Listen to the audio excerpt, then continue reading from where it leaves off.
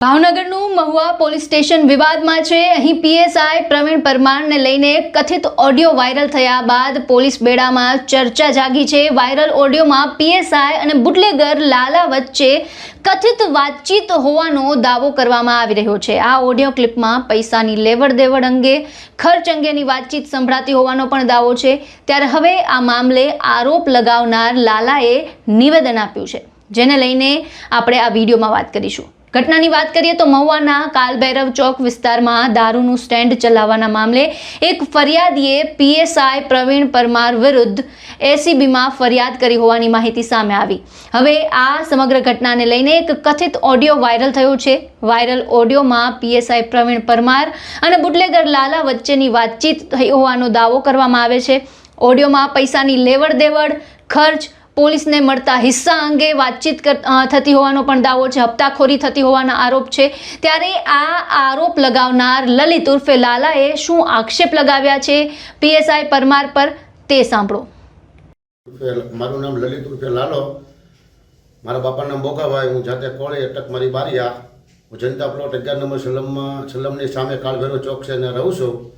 મને આ પરમાર સાહેબ પહેલાં હું આ દારૂનો ધંધો કરતો, હવે વર્ષ દોઢ વર્ષથી મેં આ બધો ધંધો મૂકી દીધો છે। અત્યારે હું કોઈ વસ્તુ કાંઈ કરતો નથી, અત્યારે હું રિક્ષા ચલાવું છું।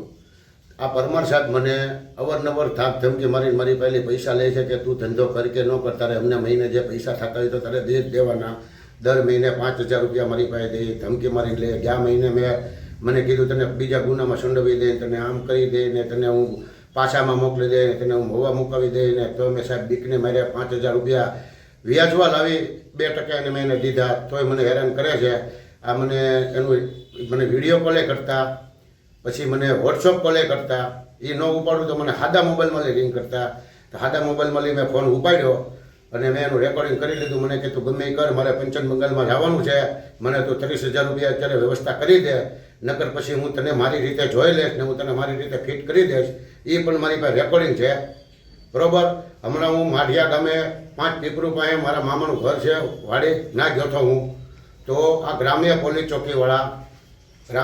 ચોકીવાળા મારે ખોટો મને દારૂ મારી ગાડીમાં એક્ટિવામાં જુપિટર ગાડીમાં 5 લીટર દારૂ મૂકી ને મારી માથે ખોટો કેસ કર્યો ને મારી પાસે 50000 રૂપિયાનો તોડ કર્યો। હવે હું ગરીબ માણસ કાલી કાઢીને દઉં।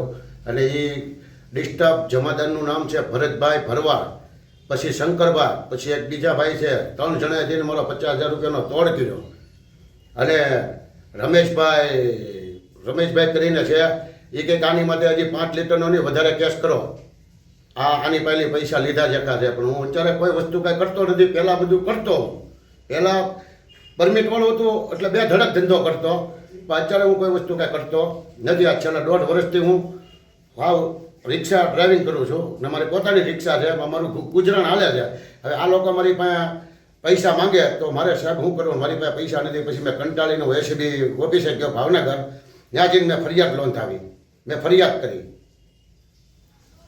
એટલે આનું કાંઈક મને ન્યાય આપો। હું કોઈ વસ્તુ કાંઈ ધંધા મૂકી દીધેલા છે, હું નથી કરતો અત્યારે છેલ્લા 1.5 વર્ષથી।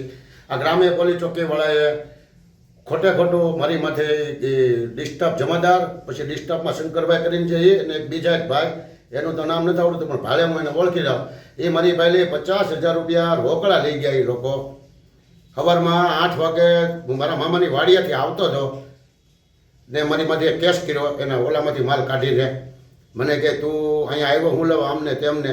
મેં કીધું સાહેબ આ રોડ છે, મારા મામાનું ગામ છે, તો હું અહીંયા ન આવું તો ક્યાં આવું? એટલે એ લોકો મારા 50000 રૂપિયાનો તોડ કરી ગયા। પછી મારે અણછૂટકે આ પરમાર સાહેબનો મારી માથે ત્રાસ। એ પહેલાં પરમાર સાહેબ મારા ઘરે આવીને 1-2 વાર મારું ઘર ખોલ્યું, મારી ગાડીઓ 2 મોટરસાઇકલ લઈ ગયા પોલીસ ચોકીમાં। તેથી મારી પાસે 3-3000 રૂપિયા 2 ગાડીઓના લીધે કે મેમો દેવો પડે ને આમ કરવું પડે। મેં તો સાહેબ ગાડી મારા ઘરે છે, રોડે હાલતી નથી, મારી ગાડીઓ કમ્પ્લેટ છે, આ લાયસન્સ છે, આ કાગળિયા છે 2 ગાડીઓના। તો મને કહે તું આમ છો ને તેમ છો ને જવા દે, મને ગાળું દેવા મળ્યા, ની અંદર જેમ ફાવે ન બોલવાનું બોલવા મળ્યા।